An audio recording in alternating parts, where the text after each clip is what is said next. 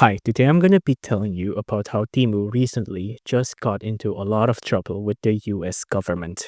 So, as all of you might know, Temu is like an e commerce website, right? It's similar to eBay or Amazon, but the thing that they parade around as their thing is that it's cheap products but high quality. Their tagline used to be shop like a billionaire, right?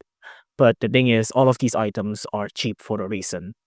What you pay for is what you get. If you buy something cheap, then you will get something cheap. Now, because of these cheap products, sometimes they're not regulated well or they have horrible quality that at best is just a mild inconvenience and at worst it could be deadly. And what I mean by that is, for example, we have this article here. New US shipping rules target China's Shein and Temu, right? The US has proposed rules that would hit many low-value shipments from China with in new taxes, a measure aimed at curbing the flood of packages from shopping sites such as Shein and Temu.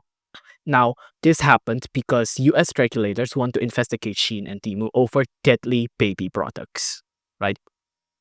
Now, Shein and Temu, two Chinese low-cost e-commerce websites, are the target of a proposed investigation by the United States government for selling deadly baby and toddler products. So it's not just low-quality products that ship anymore; they could be deadly to your baby and or toddler.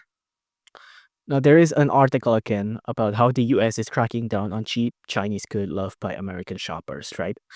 And And this particular article talked about how the US is going to be cracking down on a loophole that Temu and other Chinese e-commerce website has taken advantage of. So you can see here, the White House has said it planned to narrow the loophole known as the minimis right exclusion to prevent abuse and strengthen protection for American consumers and workers. If you like this video, please consider liking and subscribing.